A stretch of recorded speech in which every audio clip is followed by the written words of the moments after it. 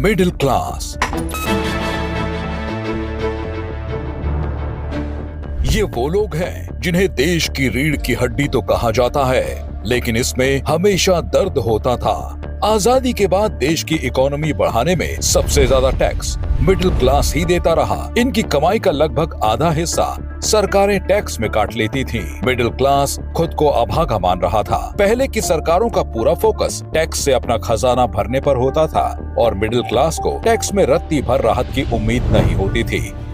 लेकिन मोदी सरकार ने न सिर्फ मिडिल क्लास की मनोदशा बदली, बल्कि उन्हें प्राथमिकता देते हुए सशक्त और मजबूत भी किया।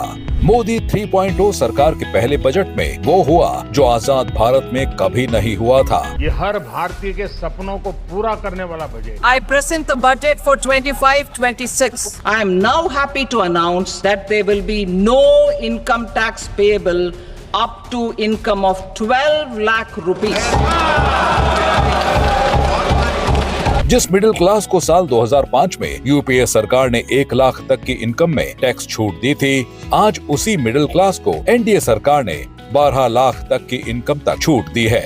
अब 12 लाख तक की आय तक कोई टैक्स नहीं है। 36 जीवन रक्षक औषधियों को मूल सीमा शुल्क BCD से पूर्ण छूट वाली औषधियों की सूची में शामिल किया गया। साथ ही मिडिल क्लास के सपने को पूरा करने के लिए स्वामी special window for affordable and mid income housing योजना के तहत 50,000 घरों का निर्माण पूरा हो चुका है। इस साल 40,000 और घर बनकर तैयार होंगे।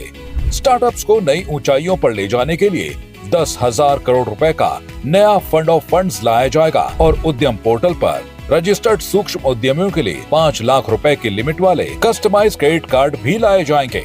मोदी सरकार ने 2025 के बजट में मिडिल क्लास को उनकी अपेक्षा से अधिक सौगातें दी हैं। अब मिडिल क्लास के पैसे से सरकार का खजाना नहीं, बल्कि उनकी खुद की जेबें भर रही है।